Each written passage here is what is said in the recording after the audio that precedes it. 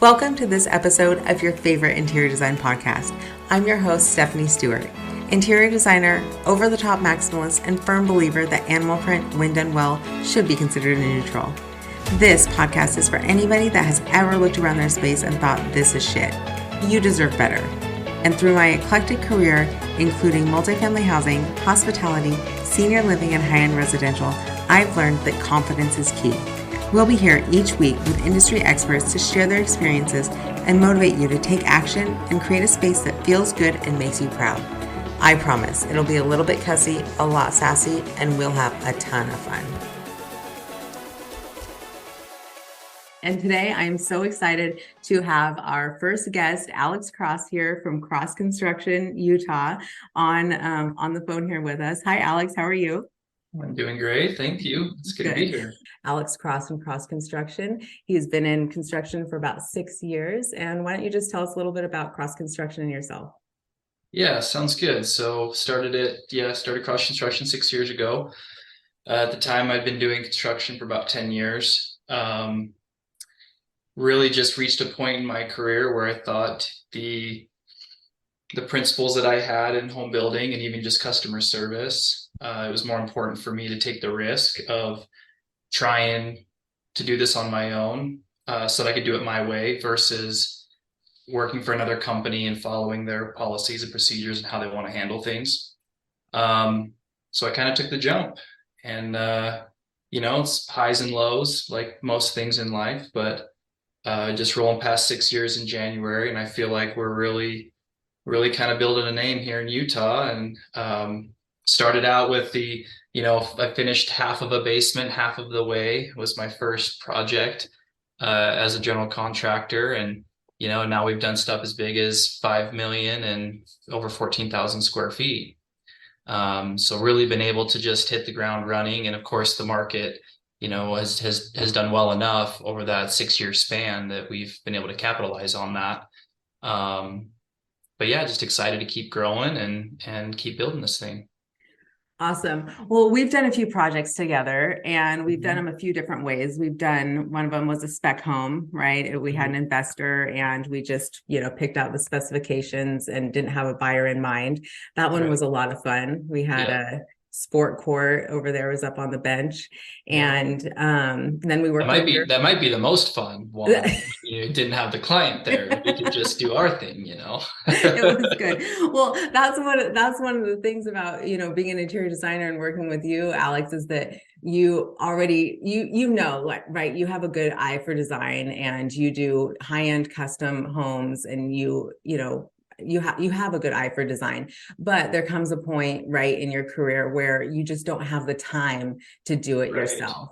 And what I've been, when I talk to a lot of general contractors, I kind of hear, and I, hear out in the industry, is that there comes a point, right, where you just don't have the time to do it, and you might not really want to do it. Some people enjoy doing that, but then there's a point where you need to get on with your business and grow and kind of work in your zone of genius. Totally. But why don't you tell everybody what kind of your favorite kind of project is, or what is your zone of genius at Cross Construction? Oh gosh, put me on the spot like that.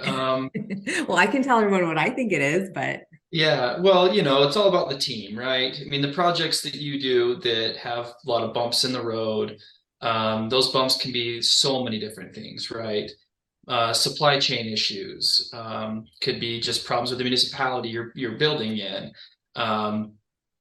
But when you don't have the right team together, then these bumps can just be quite large, and you could have a lot of problems. So in my experience, anytime we have builder, client, interior designer, architect, if that's the team from the beginning, from the inception of the project, those projects go the best. Now it's so rare that happens, right? Usually what happens is client will start with the plans with the architect, and they'll, get to a certain point, and they'll say, hey, we need to have some general contractors look at this. So they send it out, and they get whatever response. I mean, they're incomplete plans, so there's only so much that a general contractor can give them on feedback. And a lot of guys are just pulling numbers out of the air saying, yeah, right now we're building for 365 a foot. So let's just calculate your square footage, and here's your preliminary budget, without really diving deep. And it's difficult to dive deep when the plans really aren't that well thought out. Well, But so they'll do that. let me interrupt you real quick there about the plans. So at a certain stage, do you find that clients, before they come to you or when they get to that point when they want a bid from you, do you find that they're really surprised at how incomplete the plans are from that aspect to be able to ready to get bids? Yeah, that's a tough question to answer because I think they will admit they know that it's not a complete set, and they'll say, "We're not going to hold you to this number," and it's like, are you not going to hold me to that number? Because I've heard you say 3 times that you've got your preliminary budget now. And then every time you say it, I have to remind you it is preliminary. There's just so many things not figured out, right? Right. And so, if the interior designer was involved a little early on, that can help, but that can also, depending on the interior designer. Now, we've worked together enough and I know how you operate, that I'm not going to put you in this category. But there is this other category where design just gets pushed so hard and elevated. And it's almost like the interior designer cares more about the portfolio of this project than really what the client's looking for. Right. So anytime I talk about a team, it's the right team. It's identifying what at the root of this is the client, right? Mm-hmm. And we need, as the industry professionals, we need to identify, what does this client really want? What is this project about? What is important to them? Do they need $65 square foot tile in their shower? Most don't, right? So you identify what? you identify who the client is, and then that way the team can feed off of that and build off of that. Mm-hmm. So like I was saying, then they'll maybe decide on a general contractor, maybe not. They may go back through, finish the plans, then they'll get their comprehensive bids when they're structurally engineered, ready to go. But we still don't have specs, right? So we build budgets, we set allowances. We saw some inspiration pictures of the style that they liked. So we're kind of guessing, the $65 square foot tile inspiration pictures. Yeah. And so we set these allowances. We think we're, doing a good job. And then, they'll hire an interior designer while that's in for permit. And then it's like, well, then the interior designer doesn't have enough time to really go through and, so you're just always kind of behind, it's push, go, go, go. We want to build this house, and everybody's kind of trying to work with that as best they can. And obviously there's varying, pieces to this. And I'm kind of just naming one avenue that I've seen it go. So in my mind, everything's always the best. These projects go the best when the earlier the team gets established and decided, right? And it's hard because as a client, you're like, crap, I got to trust this general contractor. I've heard so many crazy stories from my friends or colleagues or whatever about how their GC screwed them. And, so they want to protect themselves by not really hiring somebody until they've had a chance to vet out what it's going to cost. And so I get all that, but I have had those builds that I just was hired from the beginning, and there wasn't even plans. We didn't even have a contract to sign because we didn't have anything to agree on. So, and then as we went through the process, we did it. And I mean, the one that we did for the Worthens, I mean, I wish you could have been involved earlier on, obviously. But once you got up to speed and then everything started to go, I mean, we hit a home run on that. Right. And, to fill everybody in on that project, that was one of our, a few projects ago. And again, it was one of my favorite projects. It was highly custom. It was, we had, I remember 43 different hardware specifications, and I don't, Yes. I am not advocating for this.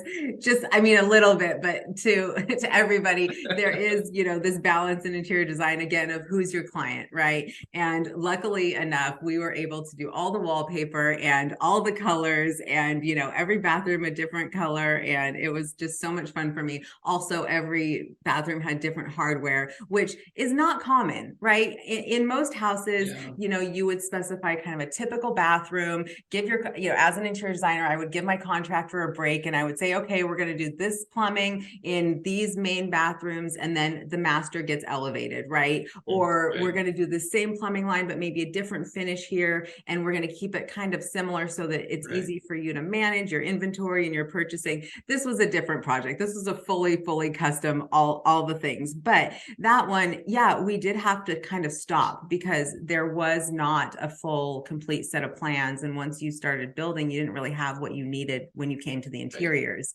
And then, I was brought on board and kind of just said, we need to stop because I need to get up to speed. And I do. It was unpopular, it was an unpopular response, but to be able to do it right and to get you what you needed in time, we kind of had to do that. So sometimes it doesn't go as planned, but in the end, that was just an amazing project. And it was a beautiful project. And another great thing about our relationship and the way that we work together is that it was I'm here in Arizona, you were in Utah with the project, and there was no problems, with me being remote and not being able to be on site to look at things. Yeah, right? no, realistically, I don't think that would have changed, other than it'd be cool to have you come out, but I don't think it really would have changed any of the dynamics of the project. And again, that also comes back to the 40 whatever hardware selections. It was clear and concise. I had a hardware schedule. I knew where all these were going, and it was labeled. It wasn't like it wasn't that challenging. It was more work to execute, right? Of course, but that's where having somebody like you on the project, we know we have the information. Mm-hmm. All we have to do is execute. That's the best thing for a general contractor. Don't make us think.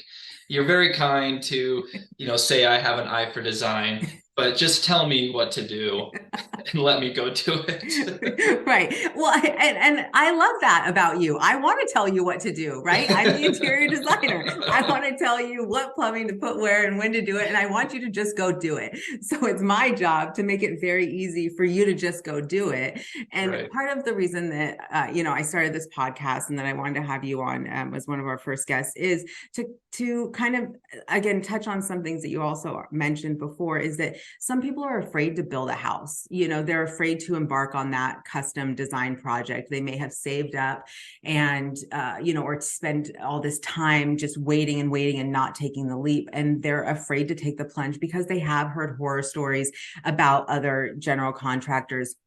Or maybe, I don't want to, diminish production home building, like building from, like buying a home from Pulte or Toll Brothers and going to a design center and picking from those selections. But when you're building with a custom builder and interior designer, that you bring your own team, when you're bringing your own team to the project and having your own house drawn up by an architect, it is a whole different ball game. And literally the sky is the limit on selections and kind of understanding the process, right?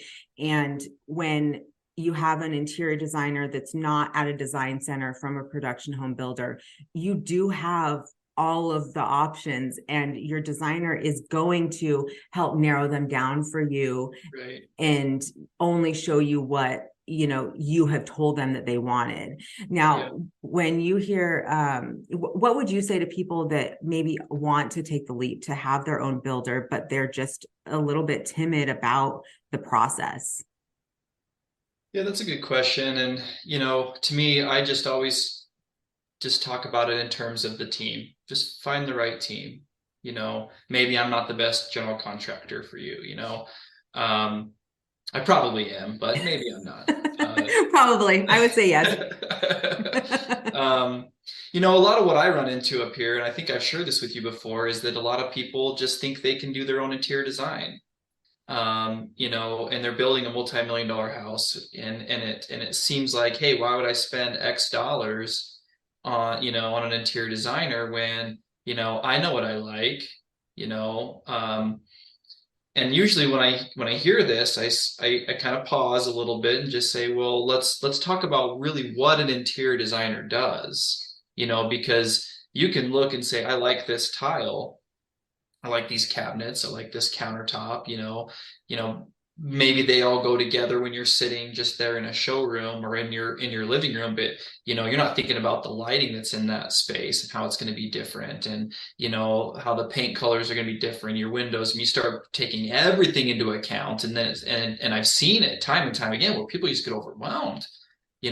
Two, three things that together is one thing, but the whole design package is something completely different. Right. And that's just the one side of it. The other side of it is how do you give your hand off to the builder?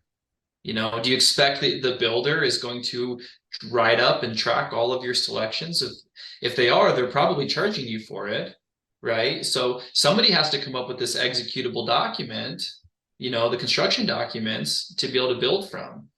And I've seen them, like yours, are extremely good and professional, and I've seen them be head scratchers, and you're sending emails and red lines trying to figure out, hey guys, a picture of tile doesn't tell me enough. What is the name of it? Where's it from?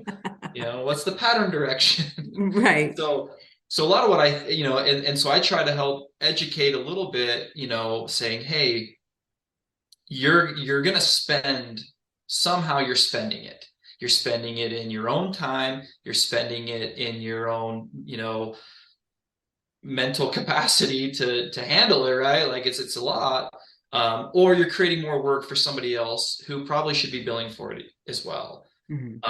Now, if it was like you said, you go to a production builder, you go to their design center, you've got 3 cabinets, 3 tiles, 3, what I haven't been in one of those in years, so I haven't either. Anymore. But you're going to have such limited, or it's going to be, hey, pick the platinum package, and it's already all picked out. And when I was building production, a long time ago, it was like 80% of the homes we were building was just the model home all over again. People were just like, looks good. But then you get into this custom world, and it's like, yeah, these people now have already moved up a couple times. They went from that townhome or that small single family production, and then they maybe went semi-custom, or maybe they've gone full custom, and it's just a different ball game. Because you have all these stories, these you remember all these experiences when you're like, hey, can we just move this wall a little bit? It's like, no. Hey, can I add a pot filler? No. Everything you were asking, you was just like, no, you can't do that. And so people come in to build custom and they think, hey, I'm going to do whatever I want now.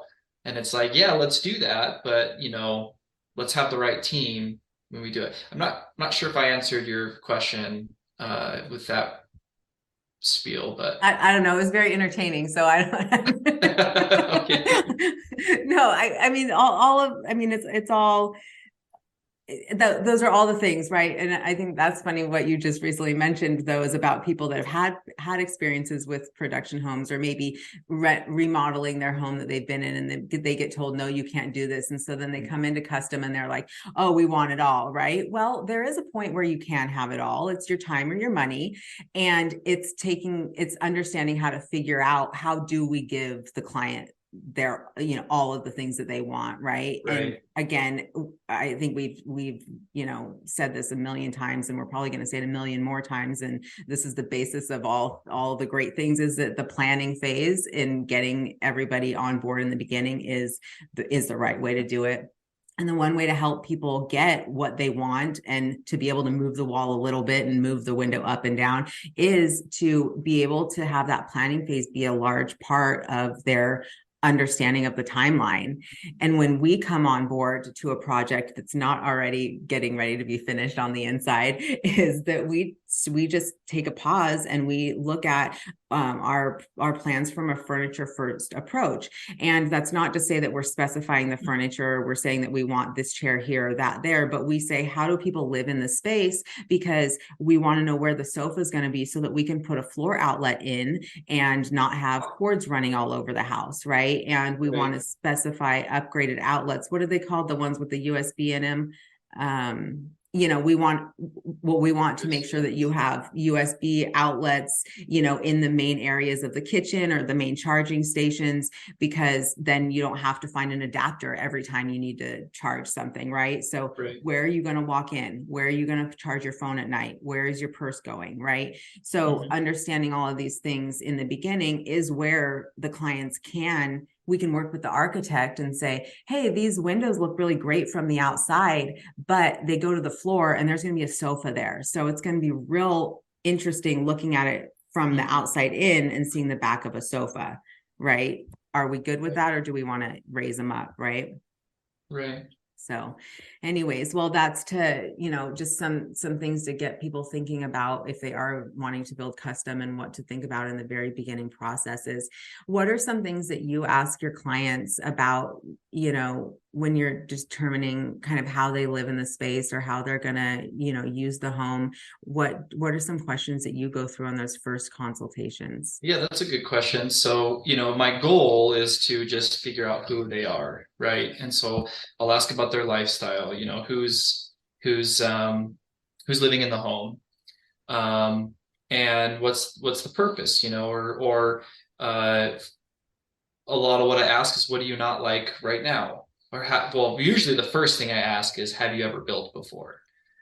Good question. And most have, right? I think there's only been a couple that haven't built, and they had probably done some like remodeling before, so they had, but building a house is a monster, right? Especially a multi-million-dollar house. I mean, there's just a lot to do, a lot of decisions, and I did want to say just really quick, you're never going to have everything figured out in that planning stage, right? Right. The goal is to get it as close as you can, because stuff will come up. Right. So usually I'll ask, what's your lifestyle? Who's living in the home? What have you not liked? What are you looking to accomplish with this? What's your vision for it? I'm just asking these probing questions, and a lot of it's just stuff that comes up organically, because it's the energy of the room, it's the energy of the people that you're talking to. It's, every team's a little bit different. So you're just kind of, getting a sense of what their goals are, what their vision is for it. And then it becomes my job to execute that. And executing that looks a couple different ways. One, it's giving them suggestions or alterations that I think is in alignment with what they're doing. Sometimes that's to say, you don't need to do that, or do you really need to do that? I mean, we had so I just was awarded a project I'm really excited about. And we spent a good 25 minutes talking about the Costco door, the little doors that go from the garage to the pantry. So you just, Slide it shove in. your groceries in, and then you walk around, go put them away, right? And we went through all this, maybe it should be a full height door. Maybe we should, clip to the corner and put it on an angle, on a 45. And, and we're going through all this stuff. But through some probing questions, they talk themselves out of making any changes and leaving it the way that it was, right? So we go through exercises in figuring out what their goals are. And they, because I'm a home builder and I'm around this all day, every day, I have certain perspectives that even somebody who's built one or two times before isn't going to have. But they'll have some things they're very passionate about, because that's what's driven them to want to build. So it's just, as long as you can have that synergistic relationship, where you're on the same team, the project will go well, I guess. I think I'm deviating from your question. What other questions do I ask people? Well, if it's going to be a cool house, usually I'll ask if I can come use it while they're out of town, and can I house sit for them? Well, speaking of cool houses, word on the street is there's a photo shoot at your house right now. Oh, that's right. Yeah. So, Alex's house right now that he's in is his new home, and it's in Utah, and they are shooting right now for Arizona Tile to, use for their marketing. So that's a lot of fun that we got some of that in there. Yeah. Well, that was all you. I greatly appreciate you coordinating it. I know I was slow to respond to some of those emails, so I'm glad it didn't just fizzle up. Do you understand what's happening here? Arizona Tile wants to shoot our project. It's your house. Yeah, well, and I think I told you they're going to another one I built after here, so Yep. we'll have two of my projects will have gone through. So yeah, super awesome. Yeah, well, that's exciting. That's the beauty of social media, right? So literally what we did is we tagged them in all these photos that we were posting of your home. And, they eventually reached out and said, hey, that's a great picture. Which tile is it of ours? And we let them know and coordinated, said, we want to shoot it. And I said, yes. And then they said, we're looking for, homes in the Salt Lake area. And luckily you had another one where you used a bunch of Arizona tile. And Arizona tile, honestly, not even a plug. They're not paying us for this. We're not, it's just, but literally they're my go-to tile source, totally. Honestly. And I don't know how it came about that way, but it's so simple and so easy, and they have really great stuff. So I could dive deep on that. Because we have them all here, right? And I just, from the builder standpoint, the communication, the experience when I sent people in there. I went, obviously because it's all here, but I didn't have to go anywhere else, right? I just went through and found everything that I liked, and it was easy, right? And then we ordered everything. It showed up. They called when it was ready. There was the one tile, I can't remember if it's this little teeny tiny black hexagon that I put around my fireplace. And that ended up taking a long time, but it was an import product. So, I couldn't be too upset about that. But at the end of the day, like, I will tell everybody, go to Arizona Tile first. And if you can't find something, then, check out Emser, Bedrosians, or something else. Don't go to Dow Tile at all costs. Stay away. I don't know if I should say that on your podcast, but that's fine. You say whatever you want. It's been we've had problems there, but simply put, Arizona Tile, if you go there first and you can find everything that you like, great. Well, and that's another thing about, about finding a builder that has experience and somebody that is working on high-end homes or over $1 million now, and where to go, and you have relationships with your sources, and that you feel confident sending your clients into that showroom. You're not going to go to the showroom, and I have a rep. My rep is amazing. Also, when I do, specify and look for stuff online, it's very easy to use their website, but also they have trim pieces that go with their tile. Right. So one of my biggest, I don't know, if I had a billboard and I could put anything on it, it would literally just be about specifying tile. It's like, what is your trim piece, right? What are you putting on if there's a curb on your shower, what goes on the top? You've got to manage the edges of your tile. You've got to know how high it's going up. You've got to know what the pattern it's going to be. But when you go to Arizona Tile, honestly, there are so many options. And then of course you can use a Schluter if you don't have a trim piece, but what are you going to use? So make sure that you tell your general contractor so they don't have to make the decision what to use. It'll be the wrong decision if we do.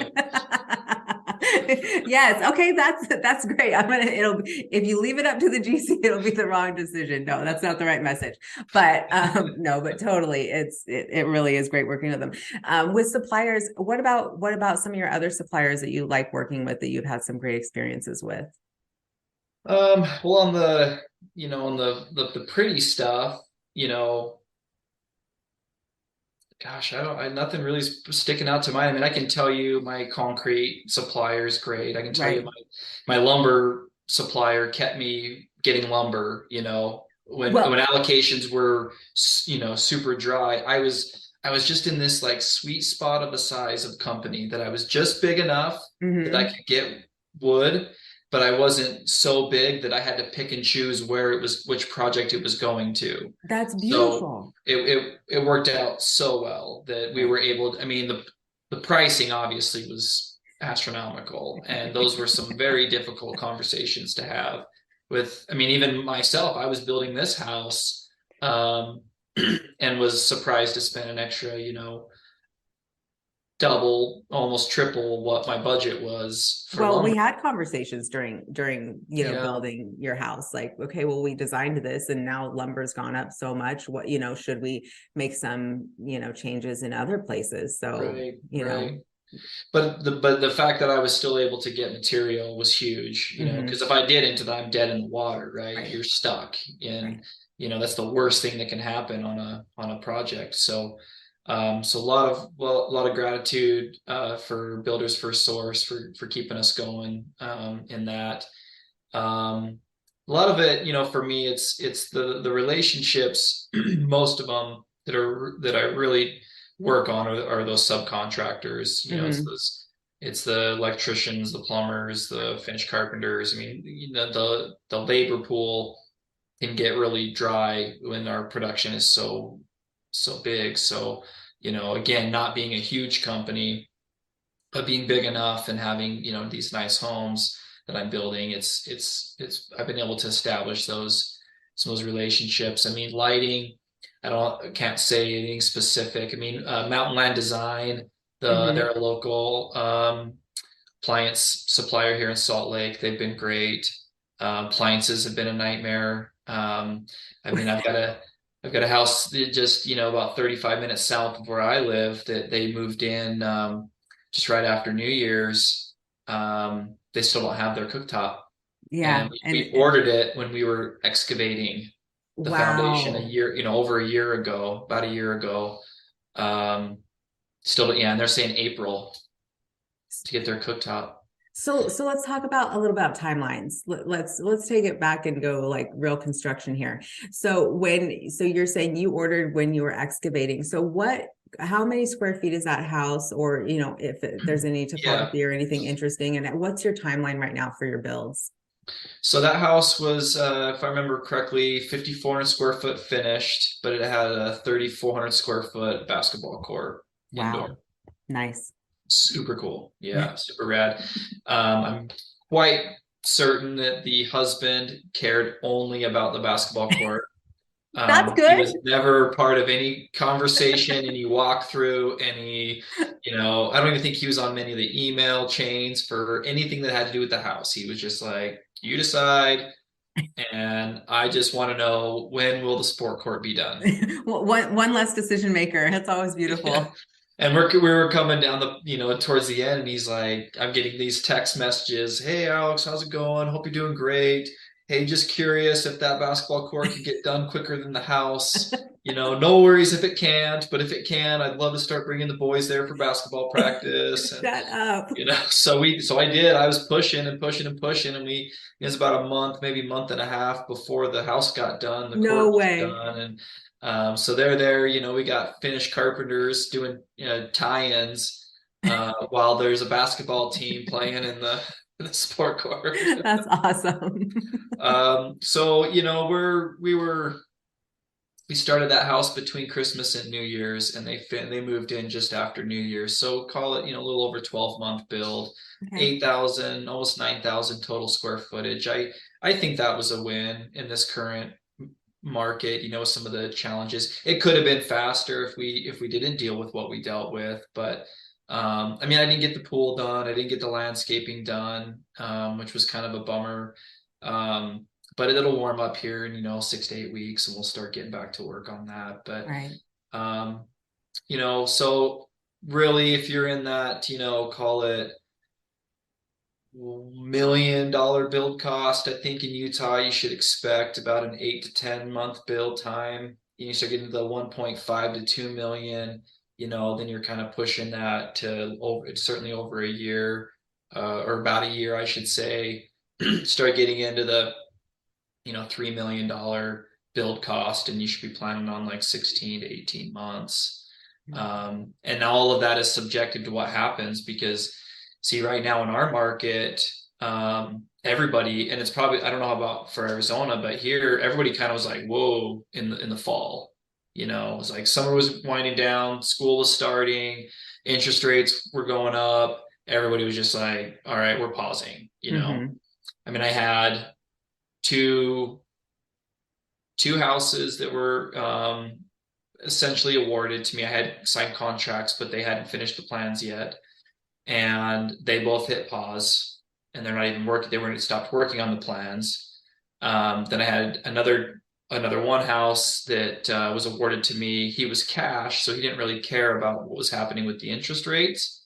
However, he kind of saw like, well, if everybody's slowing down, maybe costs are going to come down. So I'm just going to wait and see what happens. Interesting. And then I have another one that's kind of had the same concept. They are tied to the interest rates because they will be borrowing money to build this house, but they also kind of thought, hey, I think prices are going to start coming down. Yeah. And I was right there thinking, it probably is. It's crazy expensive to build right now. Hmm. We kind of need it to pull back a little bit. Right, right. And everybody's so busy, quality is much more difficult to manage. Schedules are harder to hit. We're getting crews with two or three guys instead of six or seven guys. Everybody's just spread really thin. So Hmm. so it kind of made sense that, hey, I think a pullback needs to happen, and you hope it doesn't pull back too much. Right, right. But a correction was needed. So I get asked this question, and I get asked the question all the time, what's going to happen this year? And it's like, well, nobody knows. Crystal ball. But I very much had thought, unless interest rates can get back down under 5, I think we're going to have a hard time with that townhome or entry starter single family, because it just makes such a difference in your monthly expenses, right? Hmm. Um, and so it just changes the affordability. Um, Now, if costs come down, maybe that will change, but we still have a pent up demand. There's still all Right. these houses that are needed, just people can't afford them. Hmm. So I'm over here on team going, yeah, prices are going to come down, right? Yeah. We already saw it with lumber. It's back into a reasonable uh, price point. I mean, there's your annual concrete price increases like concrete and roofing, drywall. I mean, I think that stuff's all just gonna be more because it does it every year. Um, but now, as we're kind of, we're in February, and I've been having conversations with subcontractors, suppliers, clients that are, went on hold. Everybody's starting to say, oh, they want to go. Hmm. And so I wouldn't be surprised in our market if we get this spring surge where, a lot of houses start going. I mean, some of these home builders are offering, these production builders are offering the rate buy down. They're spending 15, $18,000 buying down somebody's rate so they can still get down to that, 3.5, 4%. And that just changes the affordability for them. Yeah, we are seeing here in Arizona, there is so much dirt work happening there. I mean, everywhere you're driving, they're clearing land. And so people are moving, and we don't have to wait for the snow like you do. I think it's let's see. Oh, it's 55 today. Well, it was 78 yesterday, honestly. Jeez. So Coming it's down, Stephanie. I'm coming to visit. I I'm know coming back. again. So no, but yeah, come on down. I mean, it's pretty amazing. And so we don't have to wait for the spring surge, or the thaw. Yeah, But yeah, I think that people are moving, and there are a lot of production homes here in Arizona, and over in this area. We're up here in the north, or sorry, yeah, the north west side of Phoenix.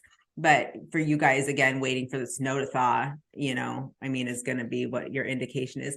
Can you just tell me real quickly, and for people to give a little bit of context on, we keep talking about lumber because, we know about lumber, but if anybody's new, or they're just maybe somebody's listening that, just likes to wanted to know about sprucing up their guest room. And then all of a sudden here we are talking about new construction. Just talk about the trajectory real quick of what lumber used to be, and then this COVID stuff. And then now you said we're back getting comfortable again. yeah. I mean, I wouldn't be able to give specifics without going and pulling those graphs. But if you can see my pen here, it went like this. Well, it went straight up for anybody who's not watching on Yeah, it YouTube. went. If you're It just was listening like in your forever we were doing this, and then it went like off. You can't even see it anymore. My camera, and then but it's come back down now, okay. right? And so is it like pre-COVID levels, or is it just I regular? believe so. I mean, I have an Okay. order. I have an order. I mean, I'm seeing bids come across, and a matter of fact, my lumber salesman, because I had two houses I'm building in Murray, which is just a little suburb here in Salt Lake, and I was scheduled the delivery for, I want to say it was a couple days before the end of September. And my salesman called me and he said, Alex, do you really need to have this lumber this day? I said, well, we're planning on starting. He says, well, if you push it 2 days, you're going to get October pricing. And I'm telling you right now, you want October pricing. I Well, said, and all that, right, all right. But yeah, so those houses, again, I don't have the specifics in front of me, but from what I remember, those cost me, $70,000 in lumber each house. I built these two. They're the same exact plan, same framer framing them. Um, and so this was even, I mean, we weren't even spiked on lumber. We were on our upward trend. So it was not even where it went up to. We spent like 74,000 for those. And the ones I'm building right now are in the mid 50s. Okay. Yeah. So we're, I mean, you think about that for a house that costs $500,000 to build, $20,000. I mean, $20,000 is $20,000, right? Right. But in the scheme of things, that means if that house was, double the size, that's 40 grand. Right. So some of these bigger homes that I build, I mean, lumber can swing and it will really affect the budget. So again, I'd have to. I don't. I would say we're close to pre-COVID. Without pulling graphs, I'm not exactly sure, but it's way better than what it was. Right. And that's another thing. No, and I'm not worried about the numbers. I just want to give a little bit of context because everyone, blamed everything on COVID. And for us in interior design and talking about not only new construction and building and finishes, but also in furniture, we were having some serious, serious challenges with lead time. And it was real. I mean, it was real. So I remember like they stopped serving salads at McDonald's during COVID. And they said it was because of COVID. And we're like, what happened? Did the lettuce get COVID? I mean, why is there no lettuce? Why can't I get a salad when my kids get chicken nuggets because of COVID? Right. But whatever, the whole supply chain issues, they were very, very real. Some of them you can't really understand because you'd have to like trace back through whatever the real issue was. Yeah. Like there was a freeze in Texas that affected foam, and foam is in everything. It was in, it's in all the cushions of our furniture. It's in hot tub covers. There's foam. So it affected the pool industry and the furniture industry. And you just don't think about what all of these little parts and pieces are that make the whole big picture. But for us and for you in building, lumber was, the price of lumber having gone up really made people think twice about building and made them think twice about pausing their builds or even changing it, right? Weren't you changing some structures? You're like, is this going to be worth, building stick frame? Oh yeah, we were just all, I mean, all of it, right? You were trying to leave no stone unturned. I mean, you're talking about so much money that you had to look at your options. And on all of my projects, it was I think that people were fortunate that they could afford it. It didn't change like it, and some concessions were made, some of them weren't. They just came up with the money and paid it, right? Right. So and fortunately they could do that. A lot of these production builders, I mean, I don't know what verbiage they had in their contract. Shoot, I had one that I had to eat. I had to eat, some because you know, there was some specific lender requirements with the contract and instead of vetting it out, I just said, you know what, they had a really nice story, and I'm genuine about that, Yeah. like this client, their backstory and how they got this lot and what it meant to their family. I mean, I kind of bought into all that. So You got bamboozled, huh? I got bamboozled, and at the end of it, Such a softie. yeah, and then it was just, yeah, that one kind of went sideways, but I persevered and I got through it, and they're in their house now and they have a lot of equity in their house. Too much maybe, but Well, that's the thing too about bringing up again what you said about, things come up and it's just how are you gonna manage, the issues. And when things come up for us later in the building phase, when it's on the finishes, right? You're like, oh, hey, there's some site conditions we didn't think about or we didn't realize, in the wall. We wanted to make this jog, or we wanted to, we want to put a niche in the wall. Oh, I remember one that we had on the Worthing project is I think there wasn't an elevation of one of the shower doors, and it had, an angled shower door because of the roof line. And we hadn't drawn that. It was just put the shower door here. We didn't need an elevation for it, or we had drawn it straight. And so, you guys just give us a call and say, hey, this isn't how it is, on paper, this isn't how it is in real life. like it's actually a Harry Potter closet shower over here.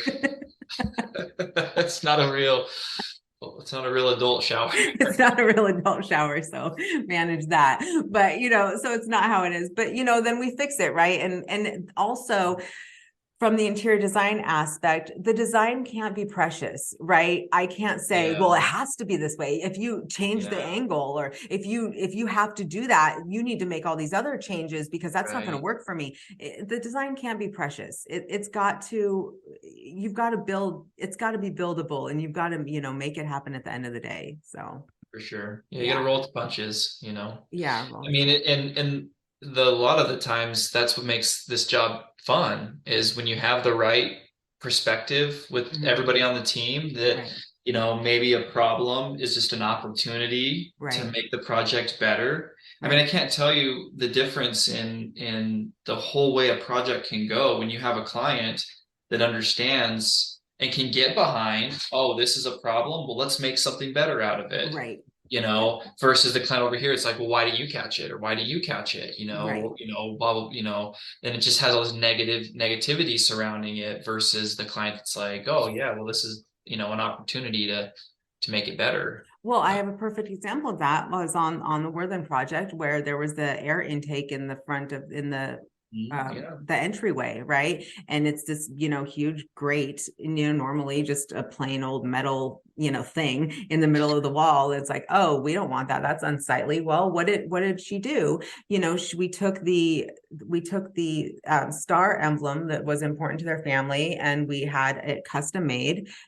Stefan made a custom air intake grate for that, right? And it matched the stained glass window that was upstairs, and replicated the design downstairs and made it a decorative feature, and maybe sometimes that's not the answer, but what an opportunity to, again, bring in this family crest type symbol and repeat it in the home and continue on creating this custom vacation home for a family for we keep saying, in our case study, we just called it for generations to enjoy, because that was really the whole goal of the project, was to have a family retreat that was central to, where all the grown family was.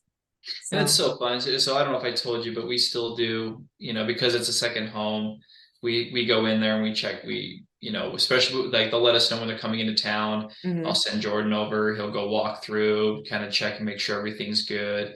We keep an eye on the furnace filters. We're, checking under the sink, make sure there's no water leaks, we're cleaning the rain gutters, we're doing all these things just to maintain this home because nobody's there all the time. And every time I go in there, there's another wall with wallpaper. I've been making She's so good. She sends me text message. She's like, look at what I did. Look at what I did. And she's so good with the decorating too, Yeah, she finished it up, and she just she texts me the pictures still to this day. Right. And like that, it's the relationship, because you're in it with these clients for a year, months, Yeah, well, and this is unique because they live there all the time, so they do need some extra support. Right. Than it's common, but yeah, I was just gonna say, she's running out of drywall. I don't know how much more. A girl after my own heart. So if anybody wants wallpaper, call Stuart Design Co. And Alex will just do it. I know a lot of contractors are like, well, we don't want wallpaper. That was me doing the contractor voice. But Alex will put in wallpaper. So, I mean, again, and if you run out of wall space, just go to the ceiling. I mean, wallpaper everywhere, all the places. My poor husband. All right. Well, this has been fun talking about construction. I wanted to ask you, do you have anything exciting coming up, or what are you working on? Lots of things. But yeah, we're coming to Arizona. Yep, I love it. So Alex and I have had a great partnership working on projects. Again, we've met, I mean, how long have we known each other? 10 years? I think Madison was just barely born when I met you. And she's about 13. So we've known each other for far too long. We're dating ourselves. But when we used to live out there in Utah, and we worked on all these projects together, and it's just been so great. And so now we're going to work on some projects here in Arizona. So we're going to bring cross construction out here to build some houses and, show everyone our stuff. Honestly, it's, I don't know, we just have such mutual respect for each other. But again, it makes it so it's easy because I know that you guys are going to do a good job, right? And if there's any questions, you're going to call me and ask. And, again, we put out the most amazing documents. No, I mean, You're not wrong. So, my pride and joy are my construction documents, right? But if it's not on there, then I'm, gonna beat myself up about it. But knowing that you guys will actually make it happen, and it's gonna be beautiful in the end, because your craftsmanship really is, it's amazing. And so how exciting for us to, bring it out here to Arizona and let's expand cross construction and, Well, I mean, the desert has a place in my heart. I mean, I lived in Tucson for 4 years, and I've missed it. I definitely got tired of the heat. So I needed to get out, come back to this winter climate. I needed the seasons. I missed the seasons, right. But I just find this is such a great opportunity because I'll send all this praise back to you that, we work so well together. You know what you're doing. You're professional. And I love the idea of running my Utah office from March to November. Yeah. And then I'll come to Arizona from November to March. Yeah. I mean, obviously it's not going to be that simple, but yeah. The desert is amazing, and you get Phoenix, Scottsdale area has a lot of good stuff going on, and part of me just wants to be a part of that. And I want, I love to have my own second home there, and so I love the idea of meeting some of the professionals down there. I love the Southwest style, Southwest modern, I would say. You might correct me, but that's what I think I like. I'm guessing that there's no Southwest in the Southwest modern that you are liking. You might like it. You might like an abstract picture of a cactus and in your modern home. No, I'm just kidding. Yeah. So yeah, we're coming down. I think, all things point that by late spring, early summer, we'll be licensed and company set up and looking for opportunities to. We'll have an opportunity. Let's say that by the middle of 2023. So yeah, we have big plans here for the partnership. I'm excited about it. But cool. Okay. Well, for our listeners, if they want to find you and look for Cross Construction and Alex Cross, how can they find you on the internet or on social? We're on, crossconstructionsolutions.com is our website. Of course, Cross Construction Utah is on Facebook as well as Instagram, so they can find us there. We're actively out building our pipeline and building homes. So if there's a listener out there looking for a good GC and a good interior designer, you got two on your team all ready to go. All right, perfect. All right, well, thank you, Alex. We'll see you next time. All right. Yeah, thank you, Stephanie. Thank you for joining us today. If you loved this episode, please take a moment to leave a 5-star review on your podcast app. You'll be entered in our monthly giveaway for a special gift. Share this episode by taking a screenshot and sharing it on your favorite social app. And don't forget to tag us at Stuart Design Co. and let your friends know where they can get interior design support too. Remember, a year from now, you'll wish you had started today.